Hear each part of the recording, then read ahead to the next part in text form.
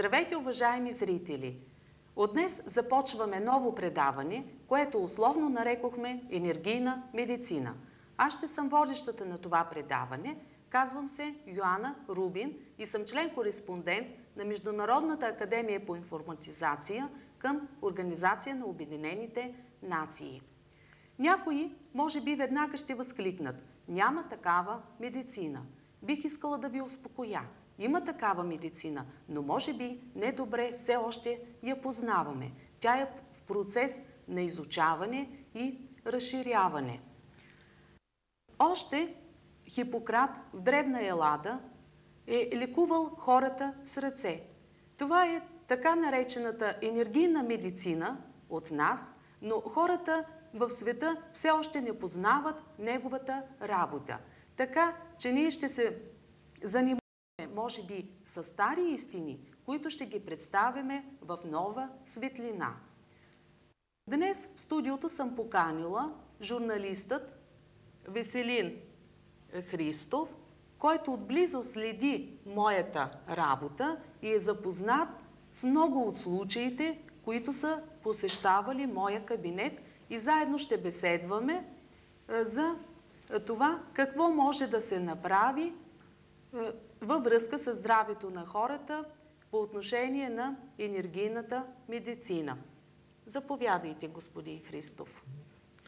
Аз също искам да допълня към това, което каза член-кореспондента госпожа Йоана Рубин, че в света се работи много в тази област. Има цели институти и в Русия, и в Съединените американски щати.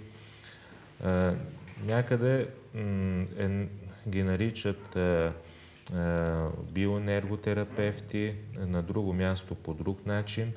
В Русия, вече и в България има апарати, които могат енергийно да влияят на болните, но тези апарати все още не са толкова съвършени, може би заради това, че човешкият мозък, ние, както знаем, само 15% от неговата енергия използваме и от неговата функционалност.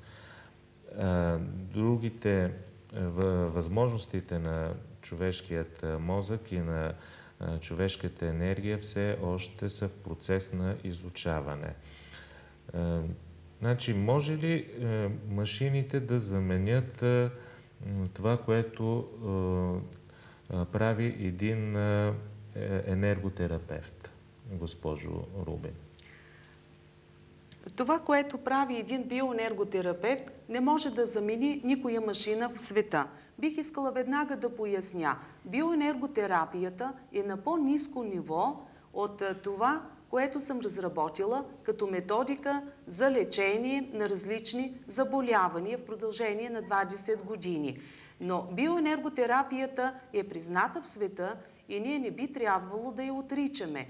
Макар че е на по-ниско ниво от това, което аз разработих като методика за лечение, прегледи, консултации и психоанализа, а също така и ясновидство, биоенерготерапията има своето значение в света. Затова, защото много хора се лекуват с помощта на тази терапия и са доволни. А след като хората се лекуват с помощта на тази терапия и са доволни от това, което правят специалистите в това отношение, защо трябва да го отричаме? Вие засегнахте темата за ясновидството. Вече научно е доказано, че мисли се предават на стотици километри между хора. Значи има някаква енергийна банка в Вселената, в космоса, и от тази банка може би черпят информация ясновидците. Дали така може да дадем едно опростенческо определение за ясновидството?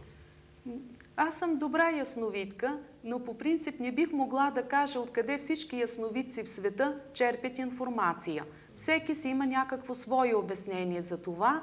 Аз, например, мисля, че черпя информация от Господ Исус Христос. Така си мисля, че получавам информация, защото информацията ми се спуска отгоре, както казваме от небето, за да е по-разбираемо. Но откъде идва тя? Мисля, че не бих могла да кажа. Всъщност, какво е Господ? За мен това е една наука, едно енергийно излъчване и аз получавам по различен начин сигнали.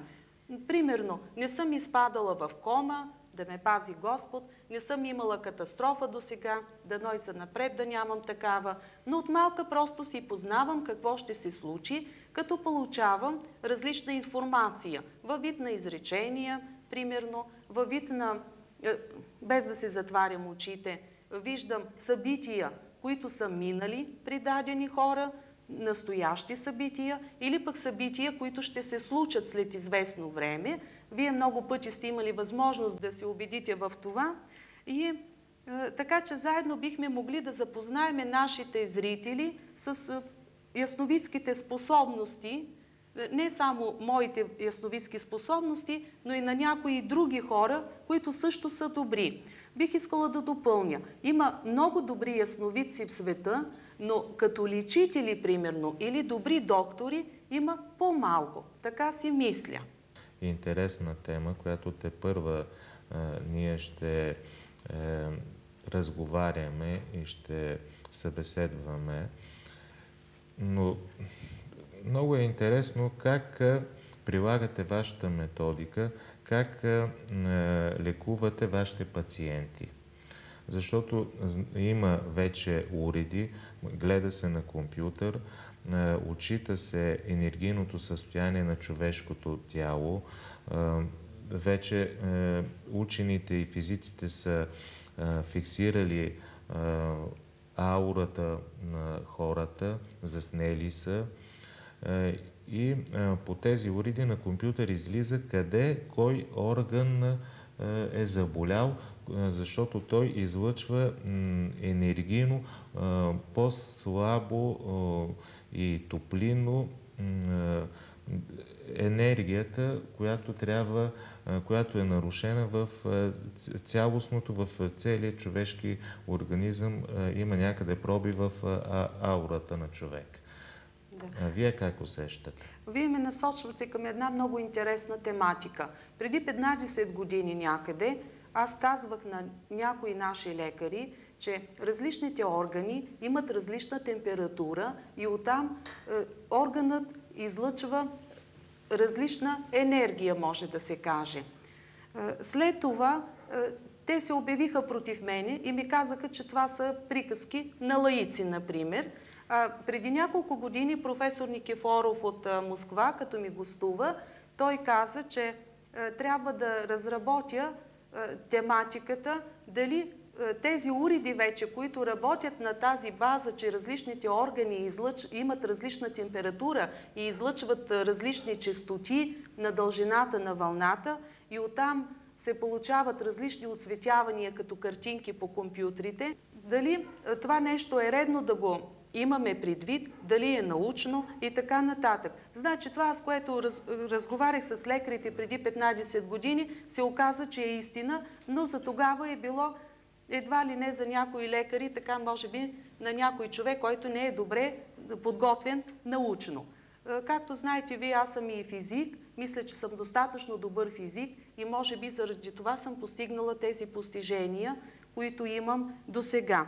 Малко хора знаят какво съм завършила и те си мислят, че може би нищо не разбирам и дотам свеждат нашата работа, може би така, че да я омаловажават, а не да считат, че това е постижение на науката, както бих искала да се разглежда занапред. Освен това, бих искала да обърна внимание и на нашите сънища. Ние много говориме за нашите сънища. И нашите баби са сънували, и след нас хората ще сънуват. Но какво е важното? Че има такива сънища, особено когато се помолиме на енергийния разум, така да се каже, или вселенският разум на Господ вечер преди да легнем, които сънища са ясновидски. И те показват, примерно, какво ще се случи след няколко дни или след няколко часа, които са много важни. И ние по тези сънища, ако обръщаме внимание, бихме могли да направиме така, че да промениме съдбата на някои хора. Особено това се отнася, когато виждаме, че човек може да катастрофира. Нищо няма да ни пречи да бъдем хората помежду си по-добри, по-внимателни, повече с любов да се отнасяме помежду си и да казваме: аз сънувах така и да предотвратяваме някои катастрофи. Имала съм много такива случаи, за които ще ви разказвам по-нататък. Освен това, в последно време много се спори какво е това магията. Що е това? Дали има магия? Съществува ли тя? Дали е реалност или е някаква измислица? По тези въпроси също ще говорим в следващи предавания и мисля, че ще бъда достатъчно убедителна, за да уверя някои хора, които си мислят, че са много големи специалисти и познавачи на човешката душа, че има такова нещо. Какво всъщност е магията? И такива жени слушам, които са с незавършен 11 клас, но те обясняват по-добре какво е това магията. Например, това е енергийно вмешателство върху човек. Човек може да промени своето поведение, своето съзнание под влияние на някакъв вид енергии. По-подробно ще говорим за това в следващи наши предавания. Аз имам определение за магия на високо научно ниво, но за сега мисля, че не трябва да обременяваме съзнанието на зрителите още от първото предаване да говорим за определения.